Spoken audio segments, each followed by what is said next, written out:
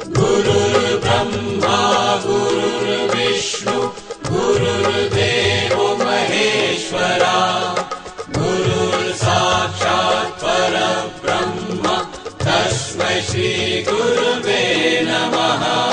तस्मै श्री गुरुवे नमः। तस्मै श्री गुरुवे नमः। कैसे बनाएं घर को स्वर्ग। हम कल देख रहे थे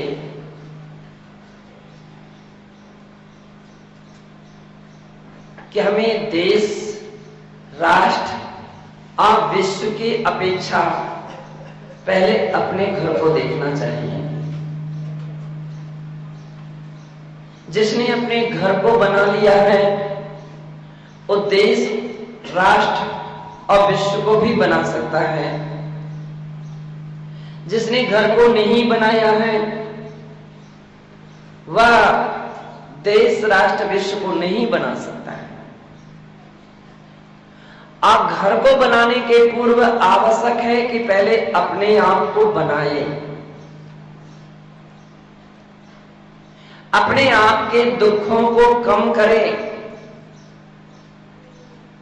जो अपने आप के दुखों को कम कर सकता है वो दूसरों के दुखों को कम कर सकेगा। जो स्वयं दुखी है वो दूसरों के दुखों को क्या कम करेगा। जो स्वयं दुखी है वह दूसरों के दुखों को दूर नहीं कर सकता है। जैसे जो स्वयं भूखा हो वह दूसरों की भूख नहीं मिटा सकता है। जो स्वयं प्यासा हो वह दूसरों की प्यास नहीं मिटा सकता है। जो स्वयं बीमार हो वह दूसरों की बीमारी ठीक नहीं कर सकता। जो स्वयं बिगड़ा हो वो दूसरों के लिए सुधार नहीं सकता है। जो स्वयं अशांत हो वह दूसरों की अशांति को दूर नहीं कर सकता है। भगवान महावीर स्वामी कहते हैं कि हमें देश, राष्ट्र, कुटुंब, परिवार की अपेक्षा अपने आप को देखना पड़ेगा कि हम दुखी हैं तो क्यों हैं। और व्यक्ति के दुखी होने के दो कारण हैं। एक तो वह है जिसे हम कर्म कहते हैं और एक वह है जो कर्म तो नहीं है लेकिन फिर भी व्यक्ति दुखी है। कर्म के सामने तो किसी की नहीं चलते हैं। कर्म के सामने तो कोई तरीका नहीं, कोई उपाय नहीं।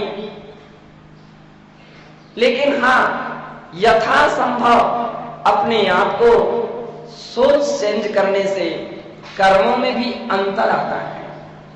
और अधिकांश व्यक्ति दुखी हैं तो केवल एकमात्र अपनी गलत सोच के कारण से दुखी हैं।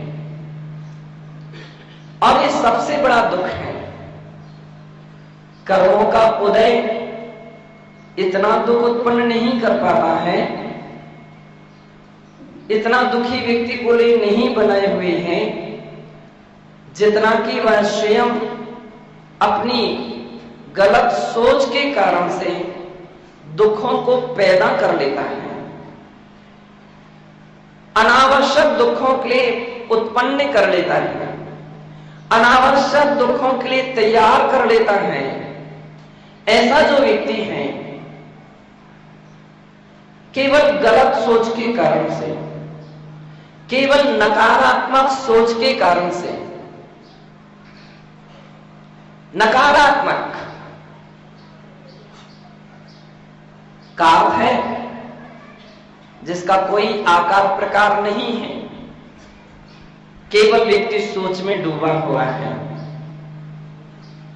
अर्थात जो सत्य नहीं है और ऐसी भूमिका में व्यक्ति डूबा हुआ है, बैठा हुआ है और स्वयं परेशान हो रहा है, व्यर्थ के दुखों के लिए मोल ले रहा है। आंखें खुली रहे अच्छी बात है, खुली आंख बुरी नहीं है, लेकिन दिमाग भी खुला हुआ होना चाहिए। यदि दिमाग खुला है तो खुली आंख अच्छे अर्थ को ग्रहण करेगी, और खुला दिमाग खुला विचार नहीं है तो गलत अर्थ को ग्रहण करेगी। दो महिलाएं, दो बहू सास के सन्मुख बैठ जाए और कान में बात करने लग जाए तो सास को परेशानी होने लगती है, लेकिन सभी सास को नहीं। जो नकारात्मक सोच में जी रही है उसको परेशानी होने लग जाएगी। कहीं देवरानी, दो देवरानी जेठानी के पास बैठ जाए या उसकी दूरी पर कान में बात करें तो जेठानी के लिए परेशानी होने लगती है। ये मेरी बात पे, मेरे विषय में कोई बात कर रहे हैं, ये मेरे विषय में कुछ चर्चा कर रही थी। दो जेठानियों की बात देवरानी सुने, अब सुनाई तो नहीं पड़ रहा है, केवल दिखाई दे रहा है, केवल दिखाई दे रहा है। और वहां तो मात्र उनकी चर्चाएं चल रही हैं, यहां एक्शन चेंज हो रहे हैं, चेहरा चेंज होता है, विचार बदले हैं तो चेहरा बदल रहा है। क्योंकि heart the index of the face, the index of the heart. Face, चेहरा व्यक्ति के लिए, व्यक्ति के हृदय को बतला रहा है कि व्यक्ति अंदर में क्या सोच रहा है। पूछने की आवश्यकता नहीं है, केवल व्यक्ति के चेहरे को देखने से मालूम चल जाता है कि व्यक्ति कैसा है, वर्तमान में कैसा है। छोटे बच्चे केवल मां के चेहरे को देखते हैं, बिल्कुल छोटे बच्चे मां के चेहरे को देखते हैं। मां के चेहरे में कहीं खुशी नजर आती है तो वे खेलने लगते हैं, वे खुश हो जाते हैं। छोटे छोटे से बच्चे हंसने लगते हैं, केवल मां को देख करके, उसके चेहरे को देख करके। यदि मां के अंदर में कुछ रोष दिख रहा है तो बच्चे सहम जाते हैं, शांत हो जाते हैं, सारी खेल कूद किलकारियां उसकी समाप्त हो जाती हैं। चेहरा व्यक्ति के हृदय को बतलाता है, चेहरा व्यक्ति के हृदय को बतलाता है। वास्तविक प्रसन्नता एक अलग बात है और थोपी गई या लाई गई प्रसन्नता एक अलग बात है। साइकिल से कोई व्यक्ति गिर जाए और उसको चोट लग जाए, चार बच्चे देखने लग जाएं तो ऊपर से तो हंसने लगता है, हा हा कुछ नहीं हुआ, कुछ नहीं हुआ। लेकिन जब वो लंगड़ाते हुए चलता है ना तो मालूम चलता है कि उसकी हालत क्या है, अंदर से तो रोने लगता है। कितने सारे लोग ऐसे होते हैं जो बाहर से तो हंसते हैं लेकिन अंदर से रोते रोते नजर आते हैं, और कुछ ऐसे होते हैं जो अंदर से भी रोते हैं वो बाहर से भी रोते हैं। कुछ ऐसे होते हैं अंदर से तो नहीं रोते हैं, केवल बाहर से ही रोते रोते नजर आते हैं। जैसे किराए के लोग, कभी किसी परिवार में गमी हो जाए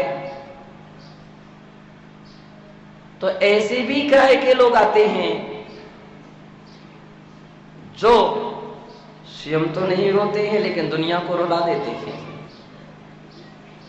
कभी नाटक आदि आदि में ऐसे भी लोग पाठ अदा करते हैं कि वास्तविकता में तो वो नहीं रोते हैं, लेकिन उनके हाव भाव को देख करके, उनके विलाप को, उनकी वार्तालाप को देख करके दूसरे लोगों को रोना आ जाता है।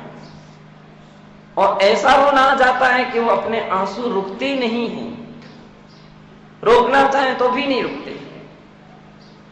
चाहे राम विलाप करें या सीता, वो तो नकली रूप में नाटक में विलाप कर रहे हैं, लेकिन यहां तो देखने वाले के लिए असली रूप में रोना आ रहा है।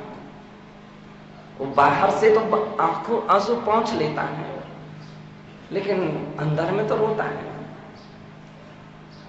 कुछ ऐसे सहृदयी लोग होते हैं कि दूसरे के लड़के की विदा होते समय जब वो जाती है तो रो करके जाती है।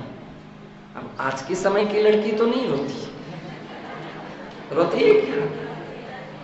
नहीं रोती। पहले जब विदा होती थी तो सारा मोहल्ला गूंजता था, रो वह रही है, और दुकान मकान में दूसरा पड़ोसी बैठा बैठा भी आंसू बहा रहा है। पंडित पन्नालाल जी साहित्याचार्य एक बार अंजना का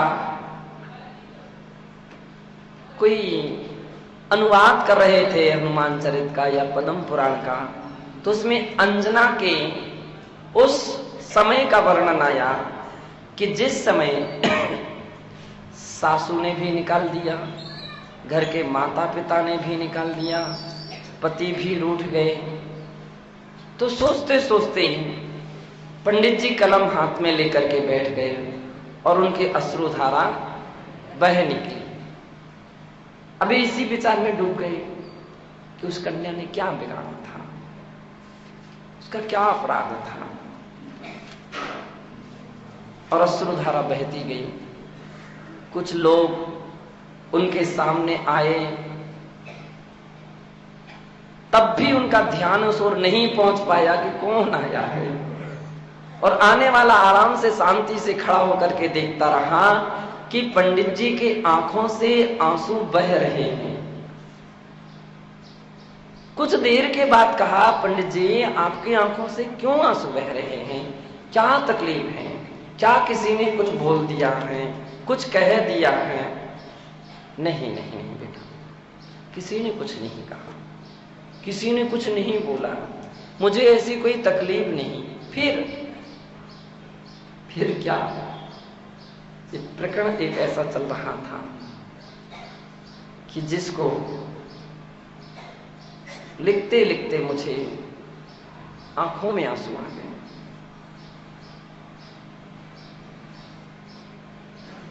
आंखों में आंसू आ गए। बाहर से भी रो रहे हैं और अंदर से भी रो रहे हैं। कुछ अंदर से रोते हैं, बाहर से नहीं रोते हैं। कर्ज पर दबा हुआ व्यक्ति, विपत्ति से घबराया हुआ या विपत्ति से ग्रसित व्यक्ति बाहर से तो रोता हुआ नजर नहीं आता, लेकिन अंदर से तो रो रहा है। कहीं पराजय हो जाए तो अंदर से व्यक्ति रोता, बाहर से नहीं रो पाता है। कुछ ऐसे होते हैं कि जो केवल जो बाहर से भी रोते हैं, अंदर से भी रोते हैं। जब असह्य वेदना शुरू हो जाती है तो फिर व्यक्ति से रुकने से रोना उसका रुकता नहीं है। बाहर से भी रोते हैं, अंदर से भी रोने लगते हैं। बंधो, ये सारी प्रक्रिया केवल व्यक्ति के मन से चल रही है, केवल मन से चल रही है। और मन तो ये कह रहा है, सत्य तो ये कह रहा है कि इसको रोना नहीं चाहिए, व्यर्थ में रो रहा है, ये व्यर्थ में रो रहा है,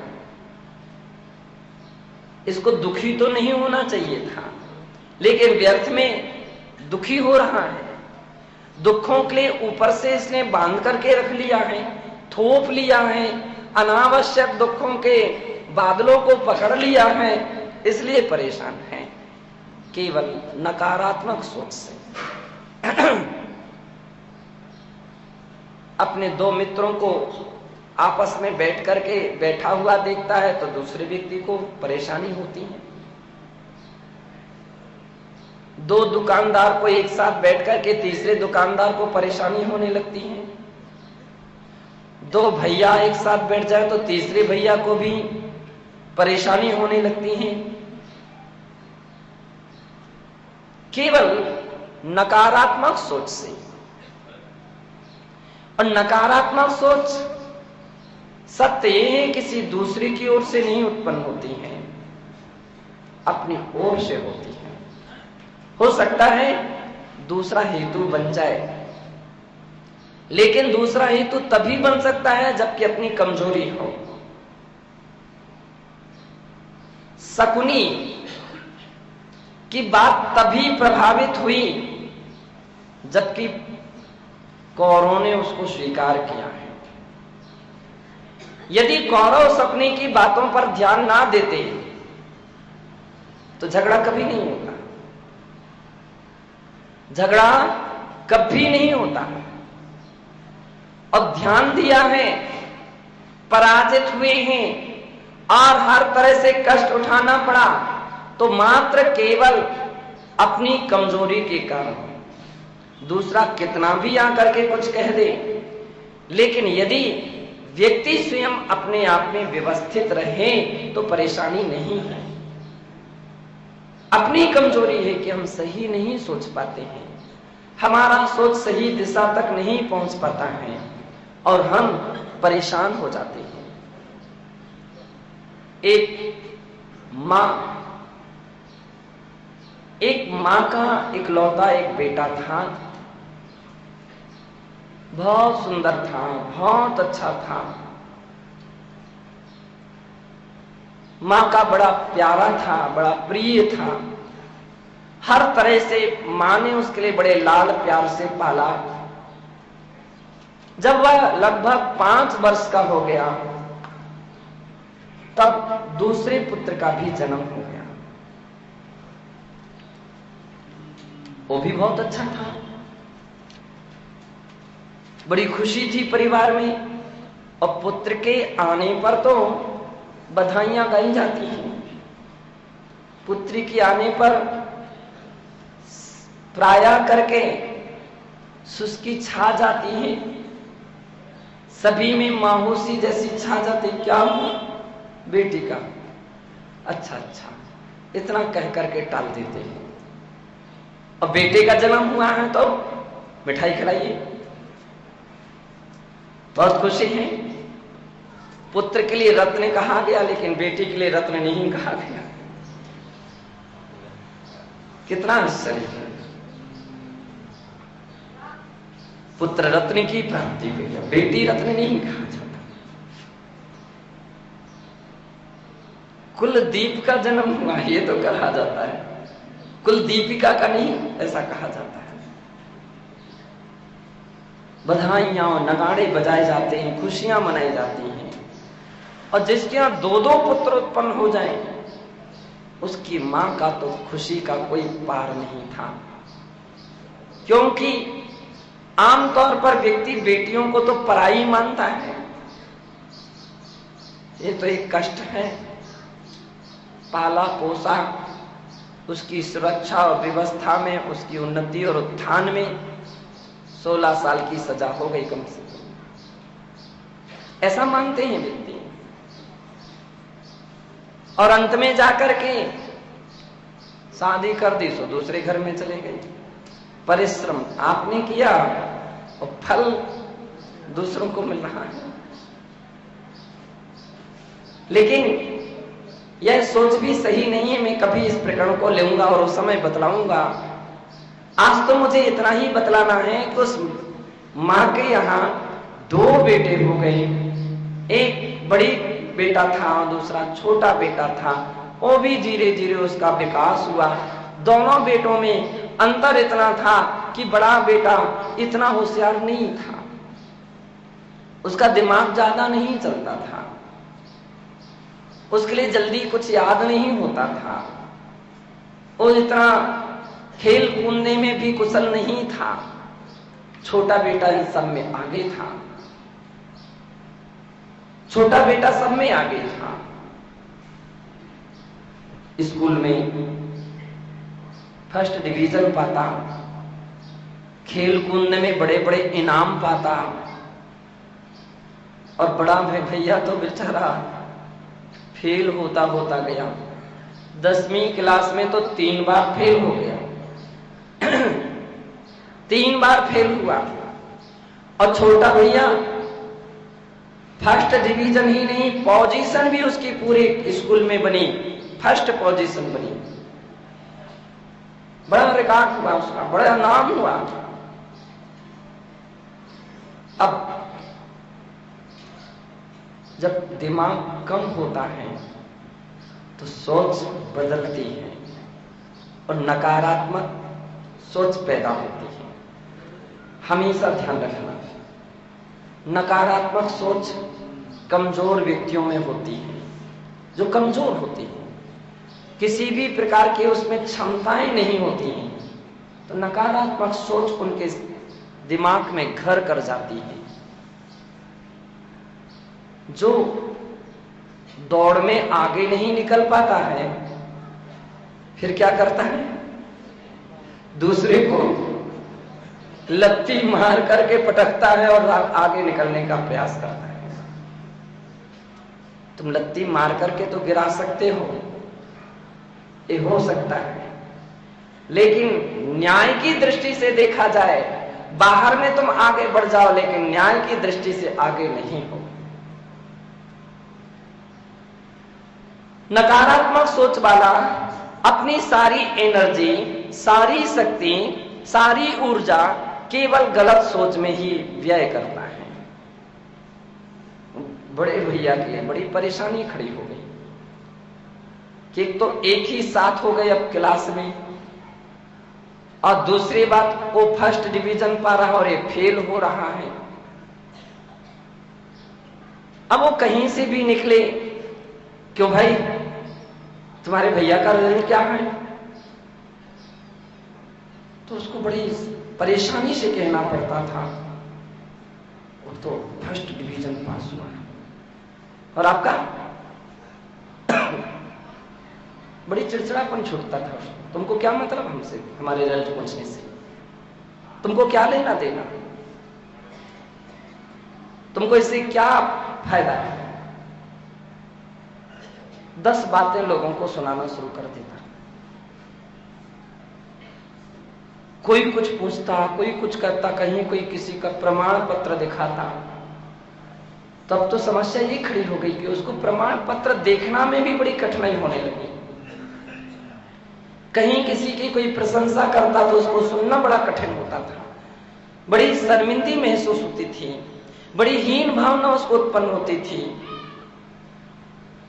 और परिणाम ये निकला। अब तो समस्या ये खड़ी हो गई कि उसको प्रमाण पत्र देखना में भी बड़ी कठिनाई होने लगी। कहीं किसी की कोई प्रशंसा करता तो उसको सुनना बड़ा कठिन होता था। बड़ी शर्मिंदगी महसूस होती थी, बड़ी हीन भावना उसको उत्पन्न होती थी, और परिणाम ये निकला कि वो रोज रोज इन बातों में घुलता रहता था। टेंशन में रहता था, भोजन सही नहीं हो पाता, नींद पूरी नहीं हो पाती,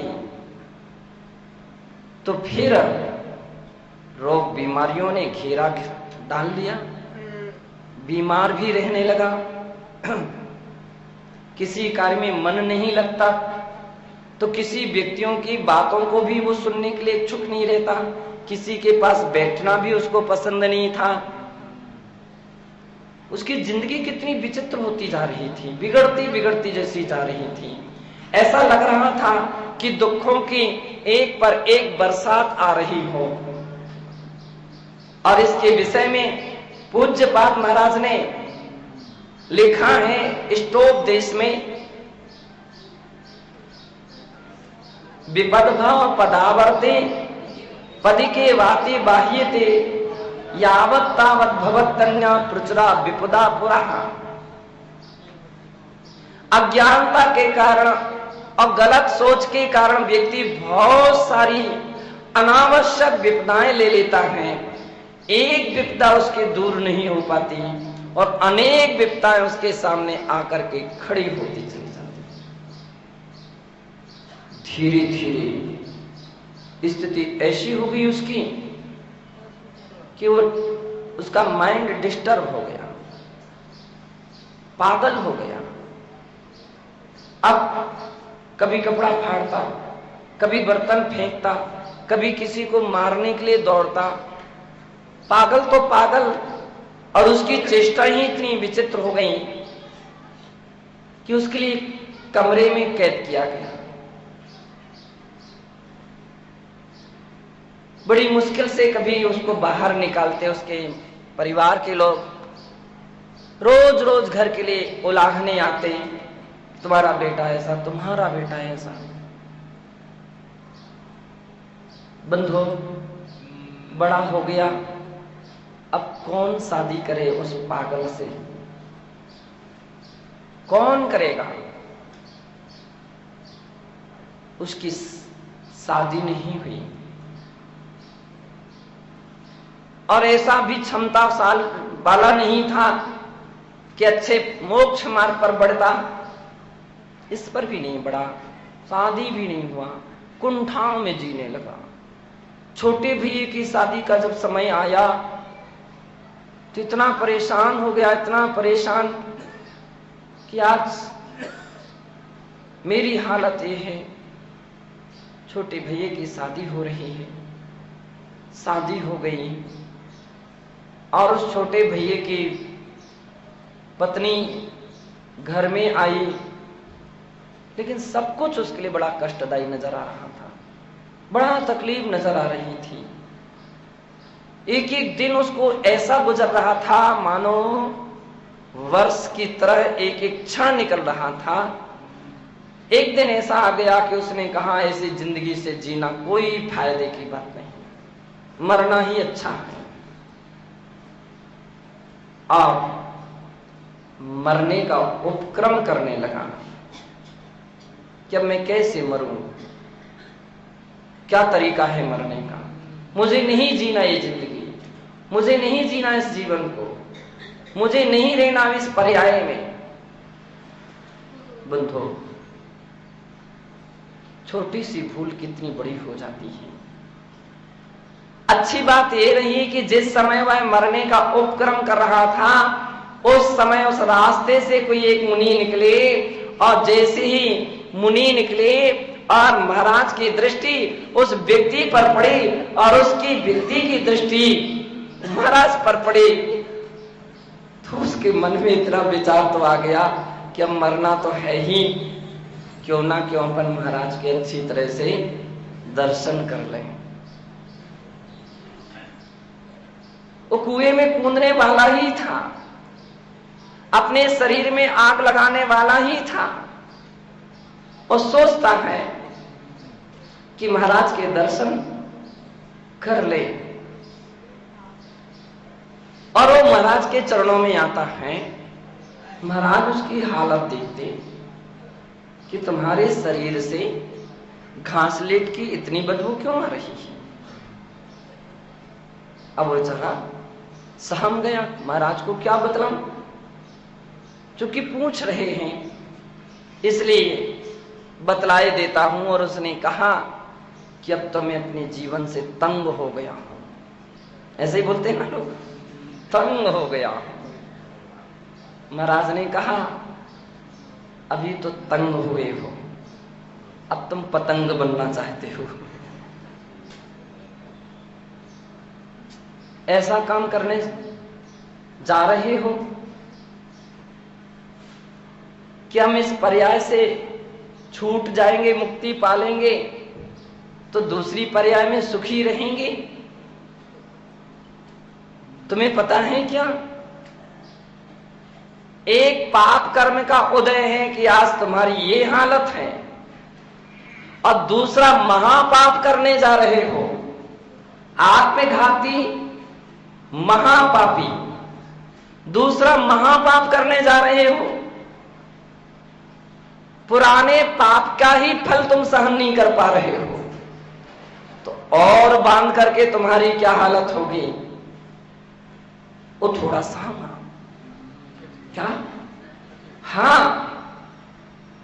ये तो कुछ नहीं है, आत्महत्या करने से इससे भी बड़ा दुख से सामना करना पड़ता है, इससे भी अधिक कष्ट आते हैं, इससे भी अधिक तकलीफ होती है, इससे भी अधिक बड़ी परेशानियां आती हैं। बंधो,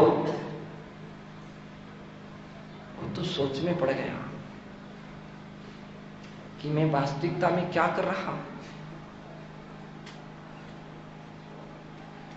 तो फिर मैं क्या करूं। महाराज से पूछता है मैं क्या करूं। महाराज ने कहा अपनी सोच बदलो, केवल तुम्हारे दिन बदल जाएंगे, तुम्हारा जीवन बदल जाएगा, तुम्हारा परिवार बदल जाएगा, केवल सोच बदल दो। सोच बदलना चाहिए, और वह सोच बदलना किसी दूसरे के ऊपर निर्भर नहीं हो, तुम ही सोच सकते हो, तुम ही बदल सकते हो। दो व्यक्तियों की बात को सुनकर के जो तुम सोच रहे हो कि मेरे विषय में क्या कह रहा है, आंखें भी जाती हैं, कान भी जाते हैं, क्या कह रहा है, मेरी बुराई तो नहीं कर रहा है। और एक भी तो सोच लो कि नहीं, वो तुम्हारे अच्छे में सोच रहा है, वो तुम्हारी अच्छी बात कर रहा है, वो सोच रहा है कि मेरा भैया है, ये मेरा मित्र है, इस स्वस्थ कैसे हो जाए, क्या उपाय है। हो सकता है वो ऐसे विचार कर रहे हैं, दो व्यक्ति ऐसी कोई चर्चा कर रहे हैं। मात्र सोच विचार में बदलने में कितना बड़ा अंतर आ गया।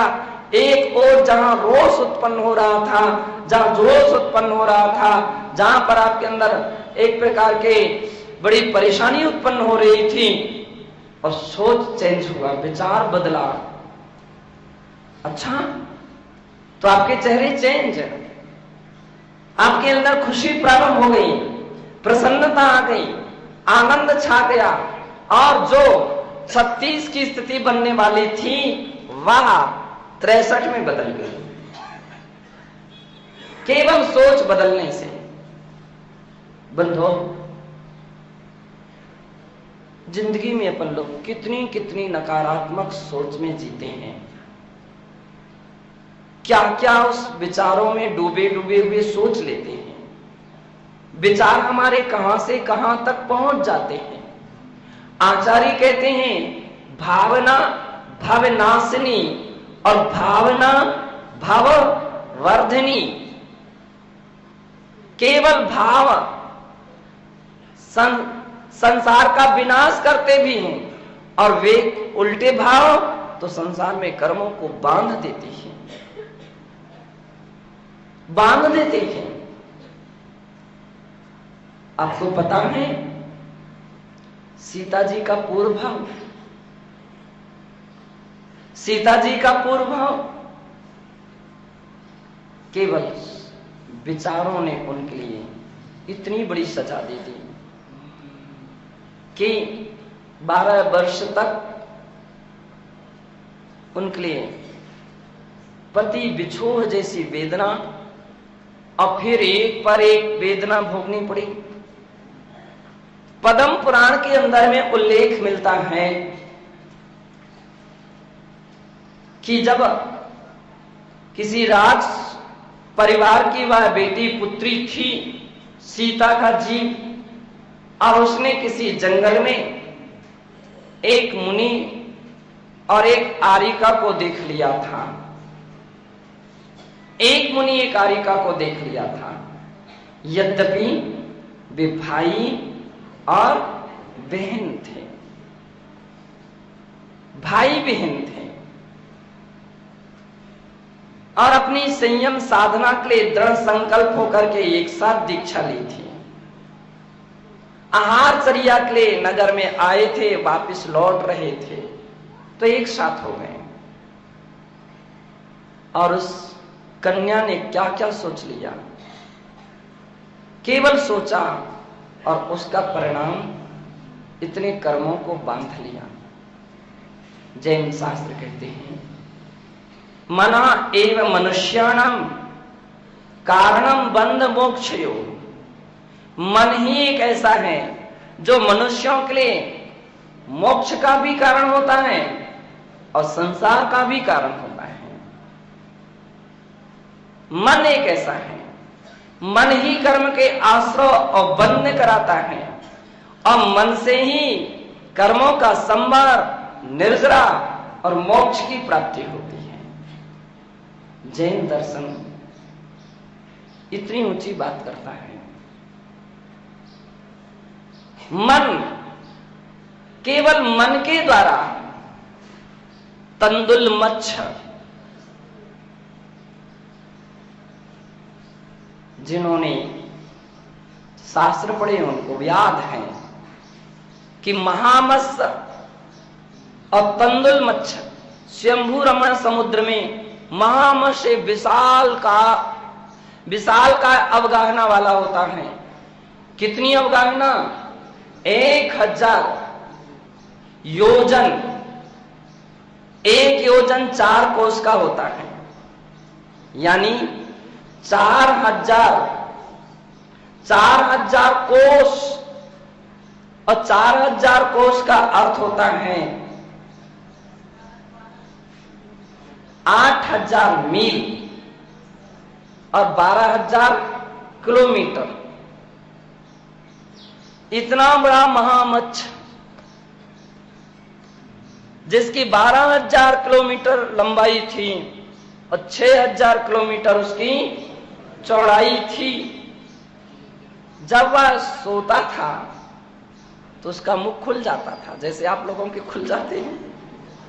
कभी कभी सोते समय टिक जाए तो धीरे धीरे मुख बिल्कुल खुल जाता है। महामत्स्य जब सोता था तो बतलाते हैं उसका मुख अब कितना बड़ा खुलेगा, उस हिसाब से खुलेगा। छोटे मोटे नगर गांव तो वैसे के वैसे उसके मुंह में चले जाए। बड़े बड़े मछलियां भी उसके मुख में आती जाती खेलती रहती, और उसके कान में रहने वाला एक छोटा सा मत्स्य जिसके लिए तंदुल मत्स्य कहा गया है, वो ये सब देखता था। मछलियों की आंख होती हैं, वो देखता था।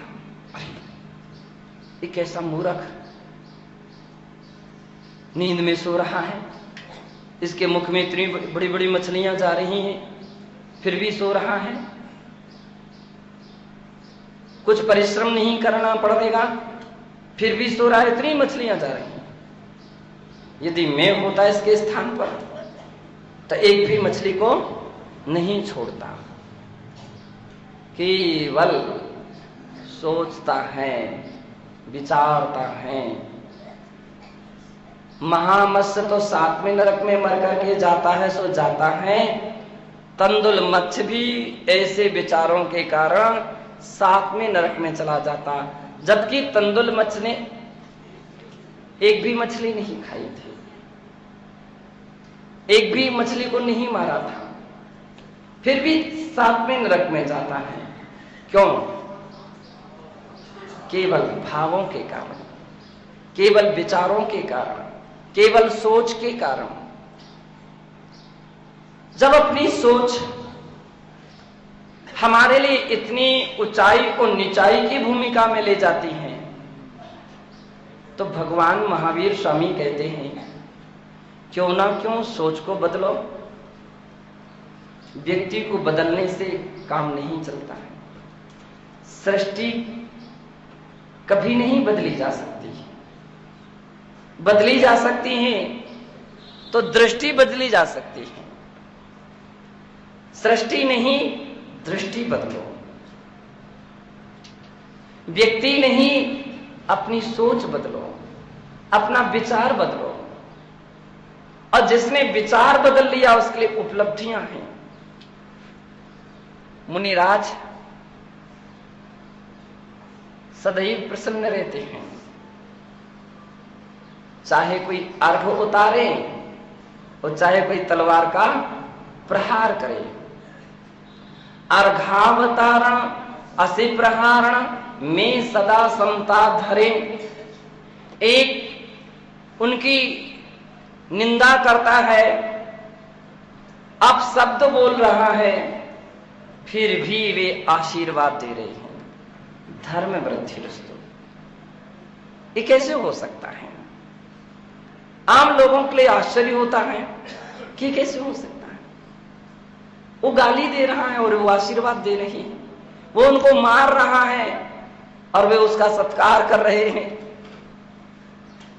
केवल उनका विचार बदला हुआ है, सोच बदला हुआ है, चिंतन बदला हुआ है कि जब किसी ने उनके लिए कहा था नंगा, हाँ नंगे तो हैं, क्या बुरी बात कही उसने। कुत्ता, कुत्सित मार्ग से उत्तम मार्ग पर हम बढ़ रहे हैं, इसलिए क्या बुरा उसने कहा है। पागल, पापम गाल्यतिथि पागलः, जो पापों को गलाए। हम तो पागल हैं, पापों को गला रहे हैं। और ऐसा विचार करके वे प्रसन्न रहते हैं। क्या आप भद्र परिणामी हैं कि मेरे बड़े हितैषी हैं, मेरे विषय में इतनी अच्छी बात कर रहे हैं। इतने अच्छी शब्द तो दूसरा नहीं कह सकता है। बतलाव से इस सोच का, विचारों का चेंजिंग भगवती आराधना में उल्लेख मिलता। अब बौद्धिक साहित्य में भी उल्लेख मिलता कि बुद्ध का जो शिष्य आनंद नाम का शिष्य था, तो वह भिक्षुक था। उसने एक बार बुद्ध से अनुमति मांगी कि मुझे आदेश दें कि मैं अमुक देशों में जाकर के धर्म का प्रचार करके आऊं और सारे देश को अपना बना करके आऊं। बुद्ध ने कहा, तुम्हें पता है कि वहां तुम्हारी कोई भी नहीं सुनेगा। तो आनंद बोलता है कि कोई सुने या ना सुने, लेकिन मैं तो सुना करके खुश हो जाऊंगा, मैं अपनी बात को सुना करके प्रसन्न हो जाऊंगा। बोले लोग तुम्हें गालियां देंगे, गाली। उसने कहा कि जब वो गाली दें तो मैं उसको ग्रहण नहीं करूंगा। परेशानी उसे होती जो ग्रहण करे, मैं ग्रहण नहीं करूंगा। और सोचूंगा, मैं सोचूंगा, विचारूंगा कि आखिर में यह व्यक्ति मुझे गाली ही तो दे रहा है, गाली ही तो दे रहा है, चांटा तो नहीं मार रहा है, इतना दयालु है, मैं उसको इस दृष्टि से देखूंगा। बुद्ध ने कहा, अरे चांटे भी लगाएंगे लोग, मैं सोचूंगा चांटे ही तो लगा रहा है, लाठी तो नहीं मार रहा है। लाठी भी मारेंगे, मैं सोचूंगा लाठी ही तो मार रहा है, पत्थर तो नहीं मार रहा। अरे पत्थर भी मारेंगे, मैं सोचूंगा पत्थर ही तो मार रहे हैं, अस्त्र शस्त्र तो नहीं मार रहे हैं। उन्होंने कहा अस्त्र शस्त्र भी मारेंगे, हाथ पैर तुम्हारे काट देंगे। उसने कहा फिर भी मैं सोचूंगा कि मेरे हाथ ही पैर तो काटे हैं, मेरे जीवन को तो समाप्त नहीं किया, फिर भी जिंदा रखा मुझे। उन्होंने कहा कि तुम्हें जीवन, तुम्हारे मृत्यु यानी मार देंगे, जान से मार देंगे। उसने कहा कि फिर भी मैं सोचूंगा कि मुझे जान से ही तो मारा है, प्राण ही तो छीने हैं, मेरे धर्म को तो नहीं छीना है। बुद्ध ने कहा अब आप जा सकते हैं, अब आप जा सकते हैं। ऐसा विचार यदि तुम्हारे मन में आ गया, अब कहीं आप असफल नहीं होंगे और अवश्य तुम सारे देश को धर्म से प्रभावित कर दोगे।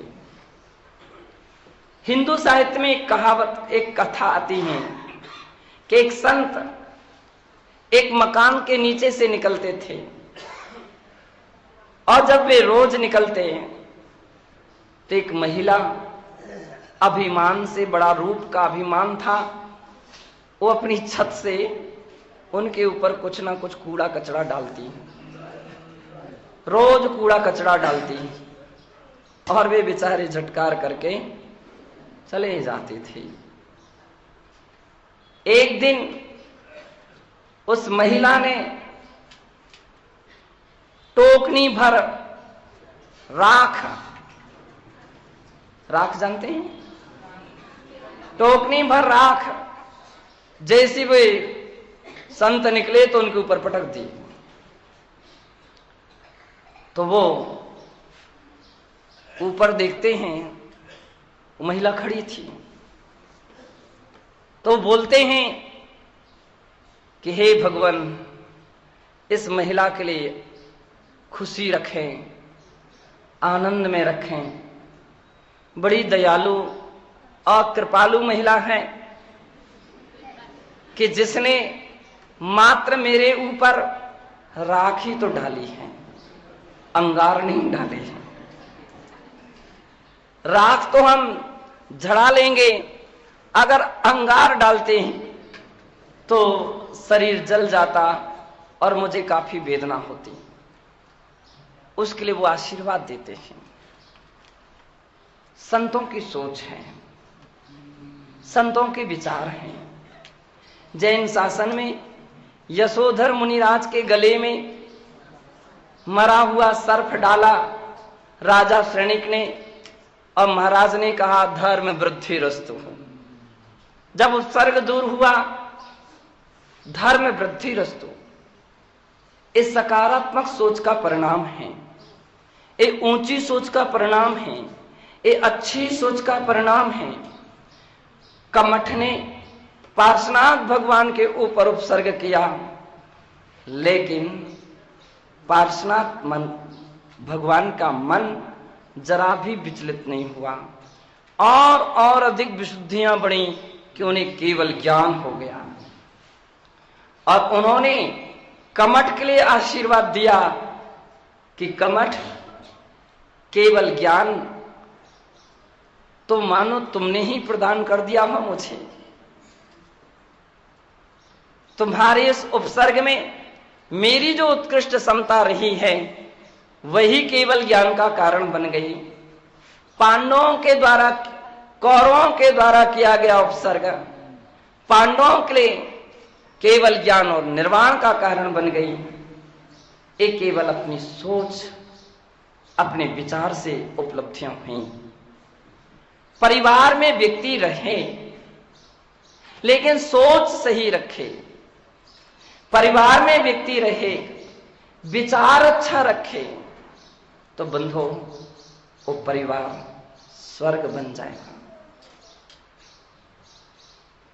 और यदि परिवार में रह करके अपना सोच सही नहीं है, समूह में रह करके अपना विचार सही नहीं है, तो फिर नरक और कुछ नहीं है, और कहीं नहीं है, वही नरक है, वही नरक है। सोच सही नहीं है। हम अपनी सोच बदलें। यदि परिवार को अच्छा बनाना है, कुटुंब को अच्छा बनाना है, तो परस्पर के आपसी विचार इतने ऊंचे हों, इतने अच्छे हों कि सदैव सदैव एक दूसरे के लिए पावन पुनीत दृष्टि से देखना शुरू करे, अच्छे विचारों से देखना शुरू करे। भली कोई तुम्हारे लिए कांटे बो रहा हो, तुम्हारे लिए कांटे बो रहा हो, लेकिन तुम उसके लिए फूल बोते जाओ। कबीर ने लिखा है कि जो तुम्हारे लिए कांटे बोए, तुम उसको फूल बो दो। कांटे का फल उसके लिए कांटे के रूप में मिलेगा। कांटे के वृक्ष उसके लिए कांटे देंगे, तो ये फूल को फूल। और तुम्हारे लिए फूल बोए हैं तुमने, तो उसका फल तुम्हें फूल के रूप में ही मिलेगा। आप मत सोचो, आप मत इस विचार में जाओ कि वो मेरा गलत सोच रहा है। आप ये सोचो कि वो मेरा भला ही सोच रहा है, वो मेरा हितैषी है, मेरा अच्छा ही सोचने वाला है, मेरे साथ अच्छा करने वाला है। यदि ऐसा आपका विचार बन गया तो संभव है कि सामने वाले के भी विचारों में परिवर्तन आ जाएगा। व्यक्ति की यदि दृष्टि बदल जाए तो सृष्टि भी बदल सकती है। कठिन नहीं है सृष्टि को बदलना। पहले अपनी दृष्टि बदलना चाहिए, पहले अपना सोच, अपना विचार बदलना चाहिए। और हम ऐसा कुछ प्रयत्न और प्रयास करें तो बंधु, आपका भी घर स्वर्ग बन सकता है। कैसे बनाएं घर को स्वर्ग का आज का यह पाठ सदैव सदैव आप याद रखें और अपने जीवन में, अपने परिजनों में भी उतारने का प्रयत्न और प्रयास कीजिए। अवश्य तुम्हारा घर स्वर्ग बनेगा। जय बोलिए महावीर। अच्छा बनाना है